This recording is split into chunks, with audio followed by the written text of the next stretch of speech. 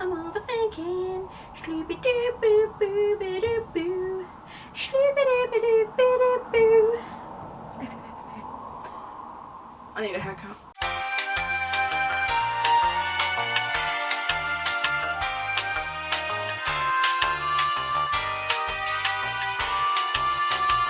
Hello and welcome back to my channel. Today we are looking at 10 books from my childhood that I am desperate to reread. Now I did actually film this back in either January or February and I had my hair in a plait and my mum told me that I looked really weird and she didn't say it in a particularly nice way, so the content never went up. And in the meantime I've actually read some of the books that were originally on that list because I hadn't yet started Skullduggery, which I now have. If you haven't checked out the read along, go do that. I also fully intended to start, what else have I going to start? There were others that were originally on this list. I've actually read a few of them. I've also read a couple where I was like, oh, that was really bad.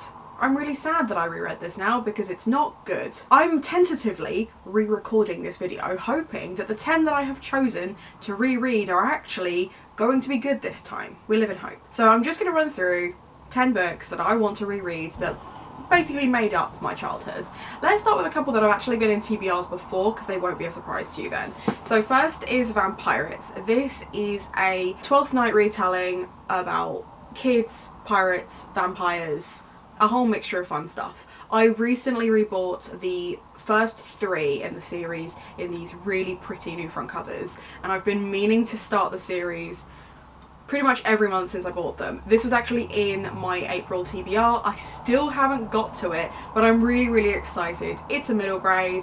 I remember it being full of adventure and sarcasm and the main characters are really intriguing, and I know that there's kind of a war between pirates and vampires, so I'm just kind of intrigued. I love vampires, I love pirates. This is just the perfect mix of the two, and I don't know why I've not picked it up again yet.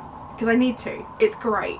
So I'm really hoping that on the reread this doesn't let me down because like I said, I've just bought the first 3 in the new covers. So fingers crossed for me for that one. The next one is actually a collection of short stories. When I did my Ride or Die tag many moons ago, I talked about how this was the book that I used to carry around with myself everywhere. It's an absolute favourite of mine, and yet I've never heard anyone else talk about it. It is Enid Blyton, so I'm pretty sure these stories are going to be dated.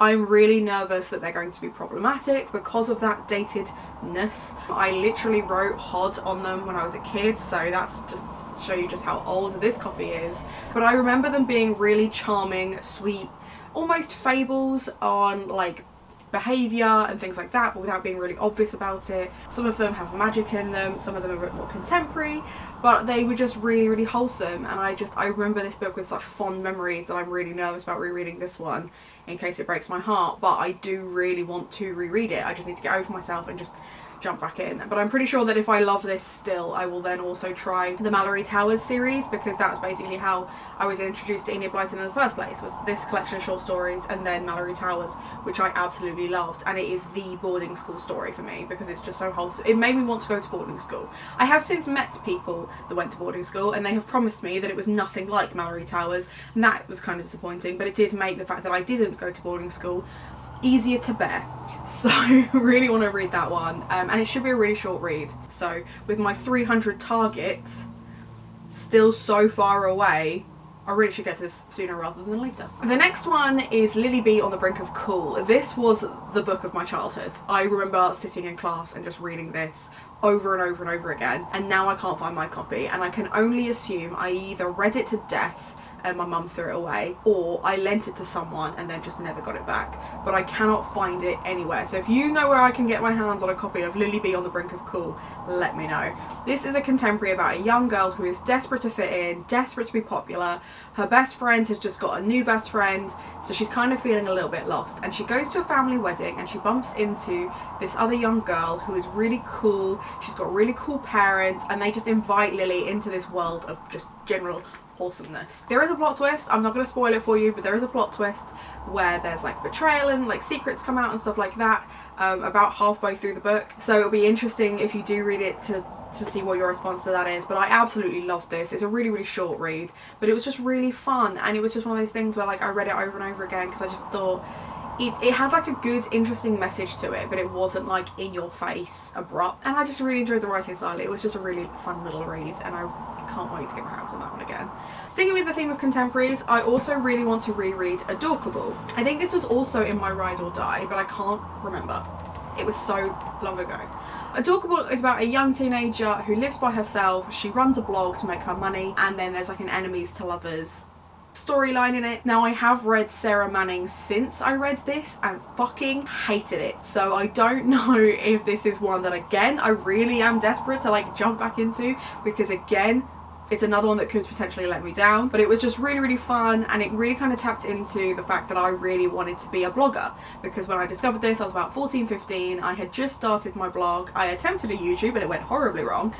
We're here now, it doesn't matter. And I just felt seen. This was the first book where I felt seen, so it was just really, really nice. She's a little bit quirky. She's into like secondhand clothing stuff that would be really popular now, and she was clearly very before her time, so it would be really interesting to reread it and go, oh yeah, everyone does that now. Like, it's weird that she's the outcast for it, because I think that's a mood in general. So yeah, I'm really, really intrigued to reread this one, but I am nervous because Sarah Manning's writing is not the best, but it's a contemporary, and I'm always a bit wishy-washy with contemporaries anyway. Sometimes I love them, sometimes I hate them, so it really could just be that maybe I just got a bad one and then this one will be great still. I hope so.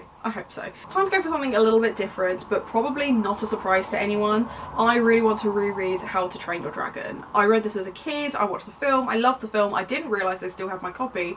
So when I was looking through my shelves at books from my childhood that I wanted to reread, this just seemed like a really obvious choice. Obviously it's popular, Christina Cowell is a fantastic writer. I still need to get my hands on The Wizards of Once, which I think is also Christina Cowell. So, did I call her Christina a second ago?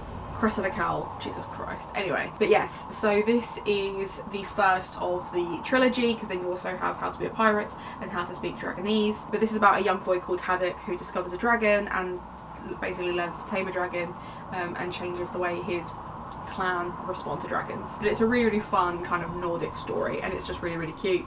So I was really pleasantly surprised that I still had this. And again, it shouldn't be a long read because the writing in this is massive, and there are some very cute illustrations as well. I think Cressida Cowell did most of the illustrations herself as well, actually. Cute.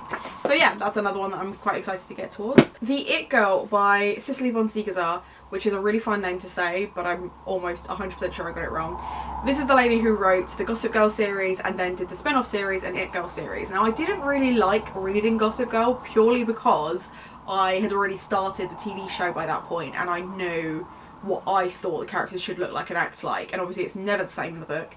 Whereas with the It Girl, because it focuses on Jenny, who is a plus-size fashion mogul-esque type character in this, again, I just much preferred it to Gossip Girl, and I hadn't got the jar, like, it didn't matter that it was just Jenny that had been played, because there was fresh characters, fresh storylines, but still the scandal and drama and stuff that Gossip Girl brings, but in book form. And again, it was just really, really fun.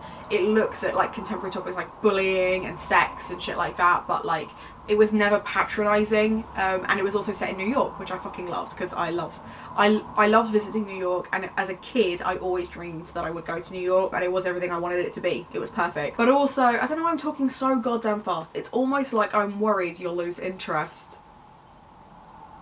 Let me take a breath. But yeah, so it follows Jenny as she goes to boarding school. We've got another boarding school here, and kind of discovers that she's not great at socialising. She's certainly not as great as her brother is at socialising. Boys are creating drama. There is a Chuck Bass type character in this that I absolutely fucking love, and this sparked many, many rom-coms and like fictional romantic contemporaries that I wrote as a teen, that they're all in the bin. Don't even think about asking to read them. They are all in the bin. They were all trash, but they all stemmed from this one. So maybe rereading it will spark some more inspiration in that genre. I kind of hope it doesn't, but you never know. So there's that one. I got cat hair in my mascara, because that would suck. The last of the contemporaries is How to Be Popular by Meg Cabot. Now, I am currently very, very slowly doing a reread of Meg Cabot, although I have just completely lapsed for the last 3 months and not read any. But the one that I'm most excited to get back to is this one. I remember reading this in physics and being like, yeah, I'm doing work, don't mind me. Basically, it's from the same author who wrote the Princess Diaries and the Mediator series. This is a book about a young girl who is desperate to be popular. She's definitely an outsider. It's just her and her mate, who is the guy that lives next door. and she spends a lot of time up at the observatory, and she decides no, she's bored of being the outcast, she wants to be popular too, and she finds this like how-to guide in a charity shop on how to be popular, and she starts using the advice in it to become popular, and then she does, and she discovers it's maybe not everything she expected it to be. It was just a really, really nice story. It's not it is tropey because it's Meg Cabot, but I love Meg Cabot's style of writing. I just find it really fun and engaging, so I'm really excited to get to this one. I have no worries that this is still going to hold up because the other Meg Cabot books that I've read have held up really well, so I'm not even remotely worried about this one. This is going to be great. I love how fucking pink it is. It's going to be cheesy as fuck, and it's a cute little romance, so we love that for me. And I just thought I'd tack that on at the end. I got a couple more fantasies. So the first one is Ella Enchanted. Now, you might be wondering, Hannah, you keep telling everyone you're absolutely fucking sick of retellings. You're right, I am. But this was it. This was it for me. This was the retelling of all retellings. Like, the way it tells all the different stories of like all the different like Grimm's fairy tales meets Hans Christian Andersen. It's just really cute, and it's really well written as far as I remember it being, and I just really enjoyed it, and I would love for this one to hold up. If I reread this and it's perfect, then that's it. Like, it will be the only retelling I ever need. I will actively avoid retellings moving forwards. What I like about this versus the film version is that Prince Charming is a nickname for the prince that she gives him as opposed to just his name, and they were friends from childhood, so it's not a magical surprise that she bumps into him. It's a childhood friends to lovers romance story, which I just thought was really, really sweet, and it kind of took out all the ick of all the other retellings that I've read recently, because they didn't take out the ick, and that makes me sad. Really looking forward to rereading it, and I think I can get it in through my distributor, so I probably will reread this one soon. But yeah, I hope it holds up, because it was great. We also have the Artemis Fowl series. I keep meaning to start this series and then just don't. I have currently got about 26 series on the go, so I am trying to narrow it down, and I will start this one. When I eventually finish another series, I will add this to the list. But this is about a young man who is basically a criminal mastermind, and he kind of actively searches out the Fae world, and shenanigans ensue. It's a really, really good series. Olivia, I think, either did the reread or did the read backwards of Artemis Fowl. When I last mentioned this, she hadn't actually finished reading it at that point. I think she has finished reading it now, and she says it holds up, but the Twins one doesn't.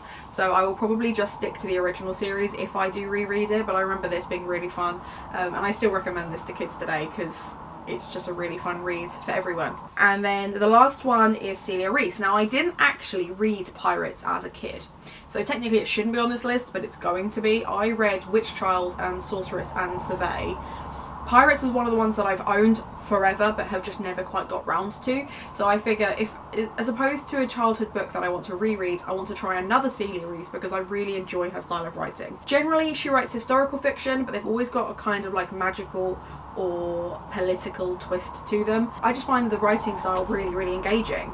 It's not difficult. They're just a cross between middle grades and YA. They're in like that young cusp where they've got where they're in that young cusp of being not quite YA, but they have YA themes, if that makes sense. But I just really, really enjoy her writing in general, so I'm quite excited to pick up Pirates. And as we said prior, I love a pirate. So if you can find an adult pirate, maybe I need to find an adult pirates book, and then I can do middle grade YA adult and see which pirate book is my favourite. Let me know what you think of that idea in the comments down below, because there's another video idea I hadn't even considered. So in the comments below, tell me which book you read or reread from your childhood that just didn't hold up, and maybe it'll make me feel better when I inevitably have outgrown these and the nostalgia has waned and I feel sad. That's how I want to end this video. Have a nice day.